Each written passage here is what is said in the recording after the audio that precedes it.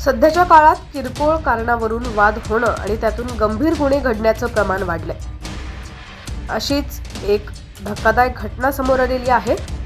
एक व्यक्ती शेजाऱ्याकडे रात्री टोमॅटो मागायला गेला होता। त्यावरून शेजारच्या व्यक्तीनं चिडून या व्यक्तीवर चाकूने हल्ला केला, त्यात त्याचा मृत्यू झालाय।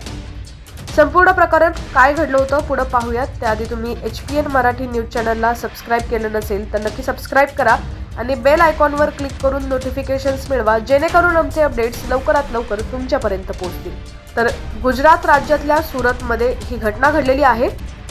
एका व्यक्तीचा अशाच एका किरकोळ वादातून बळी गेलाय।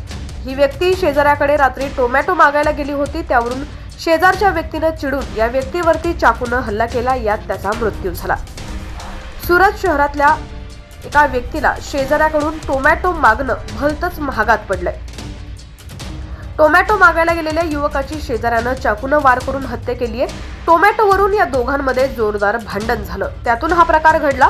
या प्रकरणी पोलिसांनी हत्या करणाऱ्या इस्माला अटक केलेली आहे। सुरत शहरातल्या सरठाणा पोलीस स्टेशनच्या हद्दीत ही घटना घडली आहे।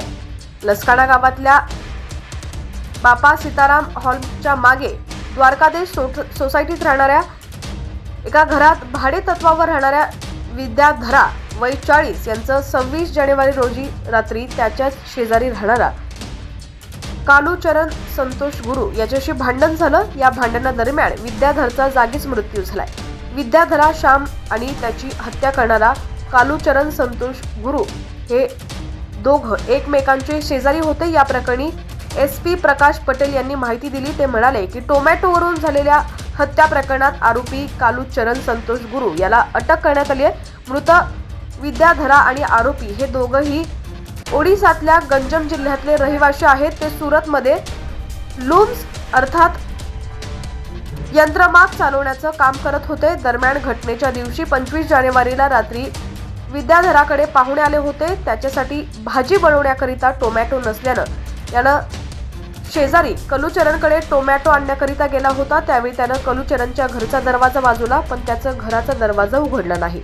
दुसऱ्या दिवशी त्या दोघांमध्ये यावरून चर्चा झाली। त्यावेळी कलूचरण संतोष गुरु विद्याधरला म्हणाला की तू रात्री टोमॅटो मागायला माझ्या घरी का आलास। त्यावरून दोघांमध्ये जोरदार वाद झाला। त्यावेळी कलूचरणनं विद्याधरच्या पोटात चाकू खुपसला। चाकूच्या वारामुळे विद्याधरचा जागेवरच मृत्यू झाला। तो जागेवरच बेशुद्ध पडला होता। त्याला रुग्णालयात उपचारासाठी नेण्यात आलं होतं, पण त्यापूर्वीच त्याचा मृत्यू झाला होता।